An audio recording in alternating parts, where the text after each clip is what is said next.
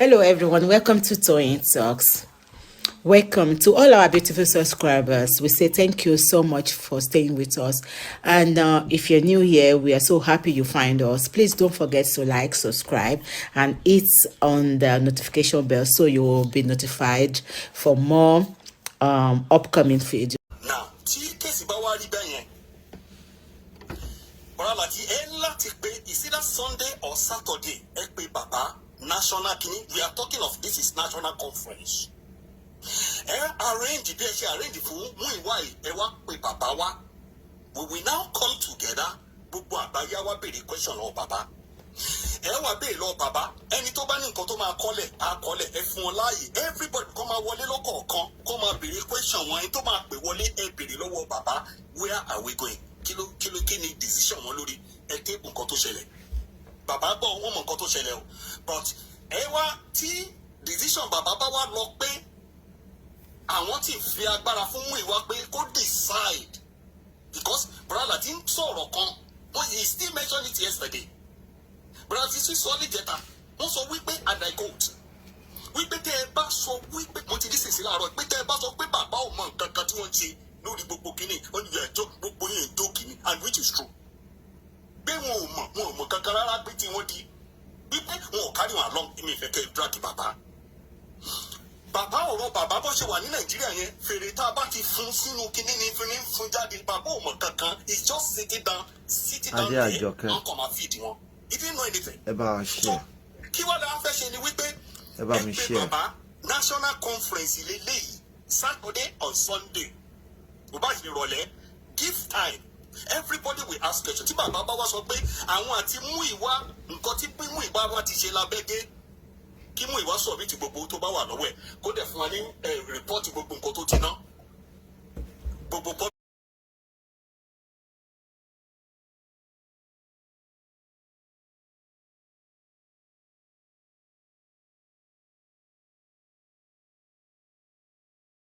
voice recording àti CCTV àti pé tó wà lọ́wọ́ máa yẹn ẹ gba gbogbo ẹ̀ jáde pátápátá ẹ ti ẹ má lò mọ́ o torí tẹ́ ẹ bá lọ lò ó ẹ ti wọ palm 3 from 4 gèǹjẹ nìyẹn o gèǹjẹ ẹ ti rí visa gèǹjẹ rí Olúwọlé ó ti di gèǹjẹ mọ́ yín lọ́wọ́ nìyẹn.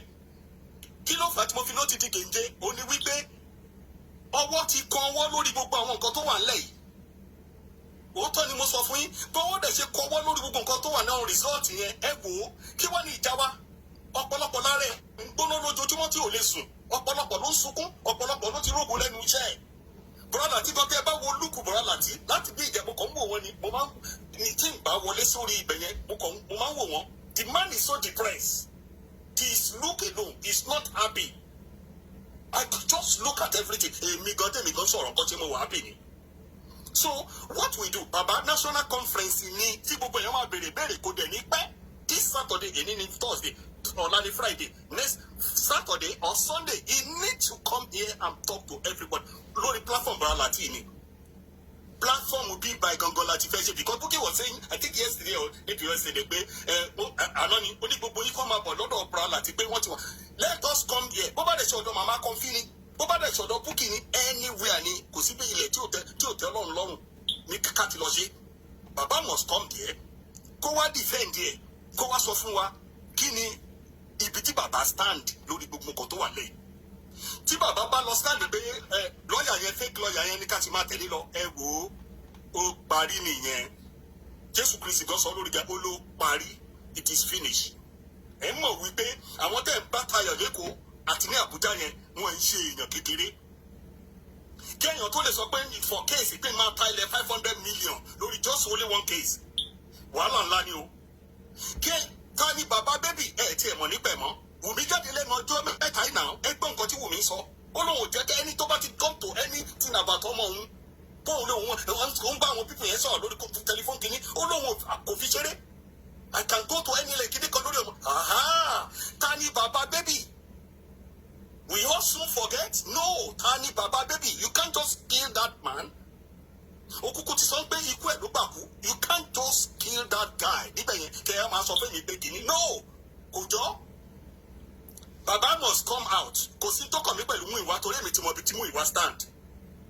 Èmi dẹ̀ tí mo nǹkan tí mo gbé. ká ní mo fẹ́ tú sí gbùgbù lójú ni mo fẹ́ tú sí gbùgbù bó ṣe wà yẹn torí orí tẹ̀yàn fi ṣèwé sílẹ̀ kò tiẹ̀ tí kúrò bẹ́ẹ̀ mo fẹ́ tú sí ni so bó ṣe wà yẹn gbogbo wa níwájú ọ̀dà àtẹ̀yàn àti mọ ibi tí Muyiwa tó stand sí owó public owó onírò ẹ̀jẹ̀ jẹ́ ká fowó sẹ́gbẹ̀ẹ́ kan case is a serious case homicide case ni wọn ò sí lílé ṣé níbi tí mo ti kọ́kọ́ wò pé màá yẹn ti fi gbé gbági ṣé mi sọ fún yín nígbà táwa ṣe peaceful demonstration ní London níbí tí àwọn ṣe tiwọn ní Amẹ́ríkà tí màá yẹn grant ní interview tẹ́ ẹ̀ dẹ̀ discover wípé gbogbo result tó jáde ní inú láàbù yín pé fake ni ẹ máa gbọ́ o immediately ni mo ti expect kí lọ́ọ̀yà tó péré ẹ̀ ní post lọ́ọ̀yà yìí àti whosoever tó wà ní kí àwọn lọ́ọ̀yà tó wà ní learner person ó yẹ kẹ́ ẹ ti sue company yẹn with immediate effect for the fake document. Bọ́ọ̀kì kọ́kọ́ lo logo company yẹn MSM àbí kí náà pé kọ́ ti kọ́kọ́ sue wọn náà ṣé tó bá sue from there ataba government to US government ibẹ̀ náà ti máa sue Èkó Nàìjíríà roko nìyẹn ibẹ̀ náà ti máa from our the country versus two country.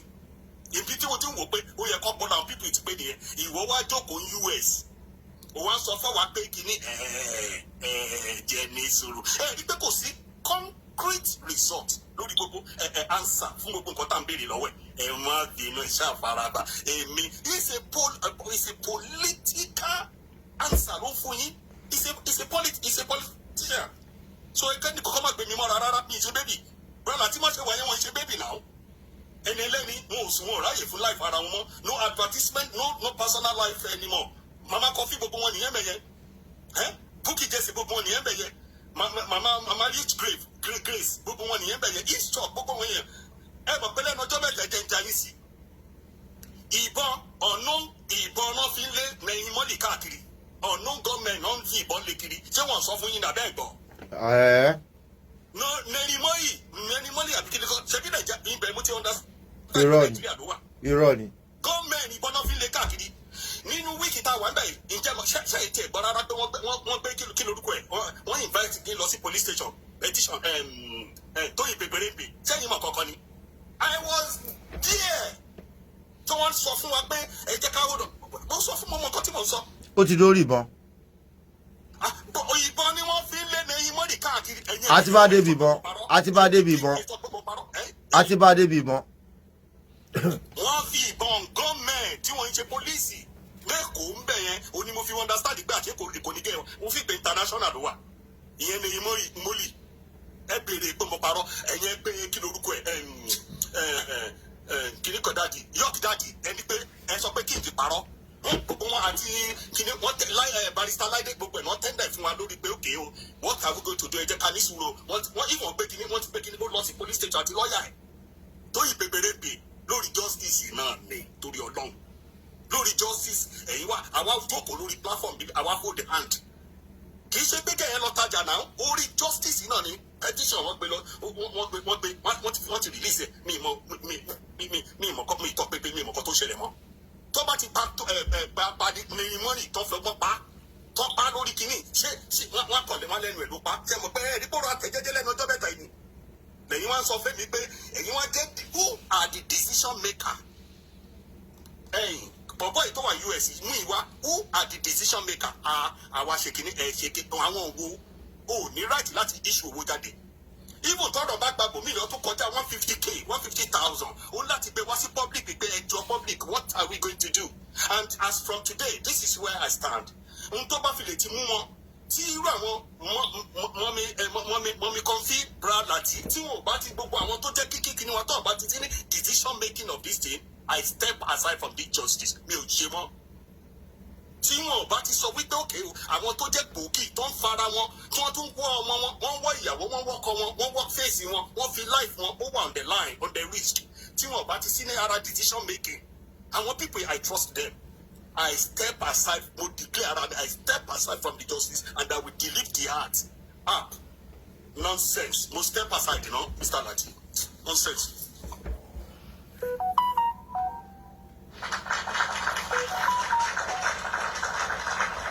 Kenny ké Kenny. ẹ ṣe gan the king ọ̀rọ̀ lẹ́sọ sílẹ̀ ọ̀rọ̀ lẹ sọ sílẹ̀. Nǹkan tẹ̀mí ṣàwọ̀ áfítà ni wípé Muyiwa àti Odùmọ̀ṣù àwọn méjèèjì they must go. They must go. Because àwọn méjèèjì wọ́n betray trust wa. Mr. Aunty Coffee, mo fẹ́ béèrè question kan. Sir? Tí bàbá bá wá dé lónìí tí wọ́n bá ní àwọn ò lè lé àbúrò àwọn kí lẹ fẹ́ ṣe? Okay. To me, tí bàbá bá sọ wípé ẹ̀yin pọ́blíkì tẹ́ ẹ dáwó ẹ ti dá owó nìyẹn, èmi ò lè lé àbúrò mi ò torí àbúrò mi ni o. Lẹ́yìn kémi máa bá ìrìn àjò mi kí n máa bá lọ. Yes, because bẹ́ẹ̀mi ṣe ilé ayé tèmi wà yìí, èmi ò pray fún fruitless effort. Èmi máa ya kò ní síjà kò ní sí nǹkan kan kò sí pé bóyá mò ń drag bàbá Mohbad. I don't need to add to nǹkan tó ń undergo lọ́wọ́. Èmi máa pọ̀ sókè rajà ni. Màá dẹ̀ rọra máa wò wọ́n lọ́ọ̀kan. Ṣó ti eyín máa wò wọ́n lọ́ọ̀kan, máa wo nǹkan tó ń ṣẹlẹ̀. Kì í ṣe pé bẹ́ẹ̀ mo fẹ́ kúrò nínú justice bọ̀. Máa wo nǹkan tó ń ṣẹlẹ̀ látọ̀kan. That is me. But my belief is àwọn ò lè sọ bẹ́ẹ̀ gbà tí ì ṣe pé ṣé Muyiwa ló gbowó lẹ̀? Muyiwa kọ́ ló gbowó lẹ̀ náà, of course. Ẹ jẹ́ ká bẹ̀ tẹ̀. Ẹ jẹ́ ká bẹ̀ tẹ̀. Wọ́n lè sọ bẹ́ẹ̀. Wọ́n lè èmi o. Mi rò pé wọ́n lè sọ bẹ́ẹ̀. Mi rò pé wọ́n lè sọ bẹ́ẹ̀. Àwa ṣọ́ọ̀kì kékẹ́ni.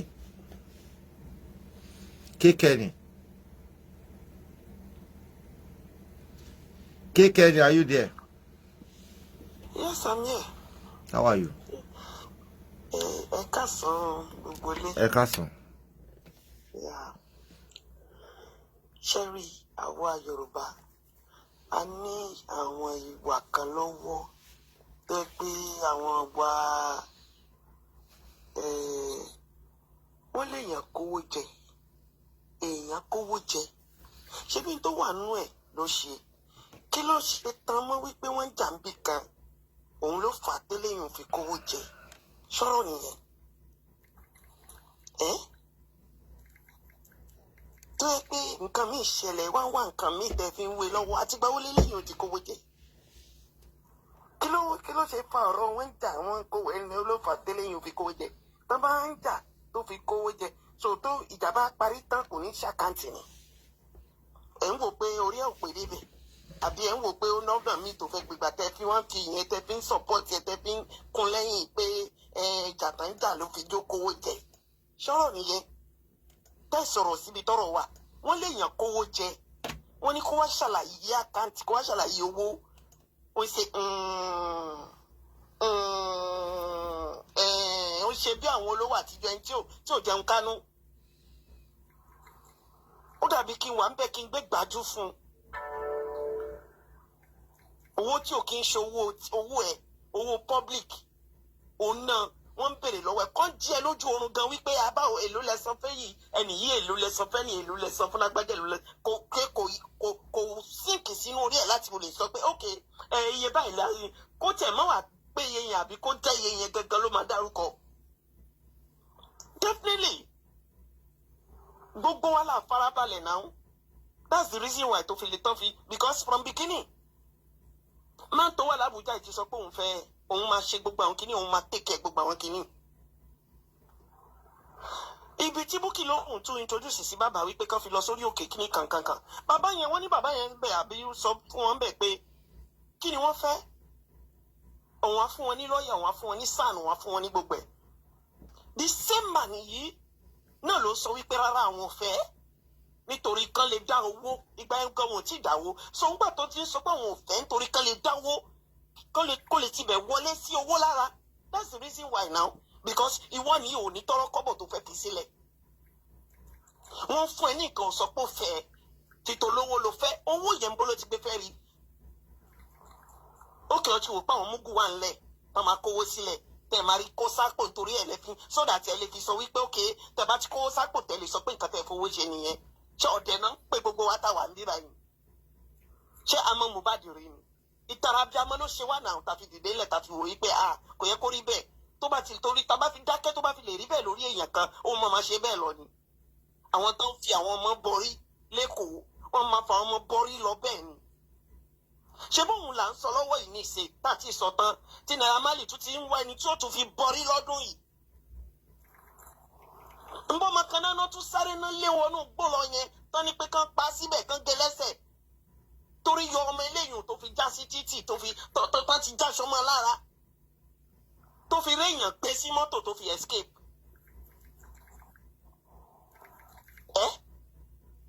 Torí àwọn eléyìí àwọn ọmọ olóríire àwọn ọmọ alálùbáríkà náà wọ́n fi ń bọ́rí lọ́dọọdún ibẹ̀ mi ti sọ́njọ́ òní tẹ́lẹ̀ pé kò sígbà tá àṣírí wọn ní tú. Torí eléyìí téèyàn bá ṣe kankan tó ń ṣe kankan tó ń ṣe kankan ìkan máa wà tó máa ṣe tí ò ní ṣe mí mọ́ kò dẹ̀ tí believe pé eléyìí ti àwọn lọ́nà fún if not ni wọn ò tún máa sáré lé àwọn ọmọ ọlọ́mọ káàkiri orí títì tó tún fẹ́ fi bọ́rí fún ọdún yìí wọ́n ti ń ṣe tipẹ́.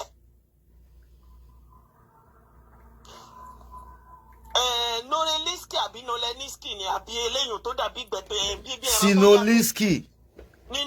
Sinoliski. Sino.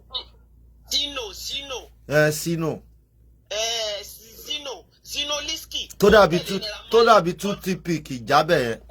Ó dàbí ẹran tó ń yàgbẹ́ tán fún ní oògùn yàgbẹ́ tó ń tẹ̀lé Naira Marley tó ti já fún Naira Marley jẹ. Bọ́ọ̀ yẹn ń sọ wípé òun yìí wà lára àwọn tí wọ́n léwu kiri tó wà lára àwọn tí wọ́n fẹ́ pa àwọn níjó ni. Tó bọ́ọ̀ yẹn dẹ̀ rìkọ́ọ̀dì wọn.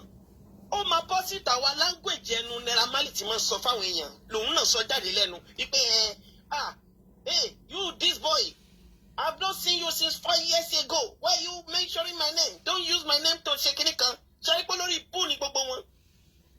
Ṣé nísìn kí ló ṣe ń pọmọ yìí ṣe ń jẹ ọmọ tó wà l'Ábùjá yìí very dark man ìyẹn ní kíbọ̀ yẹn tó bá ti ṣọ́ fún gbogbo garanti gbogbo àwọn nǹkan tó fẹ́ kó wa kó mọ̀ kó bọ̀ wá báwọn l'Ábùjá àbí kán lọ kó fáwọn ọlọ́pàá kan ṣáwọn ọlọ́pàá iná kọ́ ni wọ́n ń fọwọ́ bú ọ̀rọ̀ Naira Marley mọ́lẹ̀ ṣáwọn ọlọ́pàá iná náà tún fẹ́ lọ kó nǹkan kan lọ bá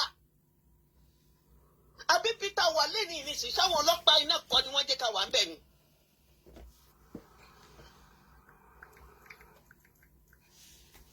Nítorí tọ́rọ́ kọ́bọ̀ owó tán fẹ́ gbà tán fẹ́ ná tán fẹ́ jẹ sínú ara wọn wọ́n fọwọ́ bọ ìwà burúkú mọ́lẹ̀ nínú Èkó ń bẹ̀ yẹn. Àbẹ́ èló ni ọmọ olórí burúkú ọlọ́nà fún fífẹ́ yẹn èló ló ń fún wọn. Torí bí tá a gbọ́ pé ọmọ òun kan tó gírí dìde wọ́n ní tọ́rọ́ kọ́bọ̀ owó tí ò ṣe máa gbọ́ létí lówó tó ń fún àwọn ọlọ́pàá Èkó.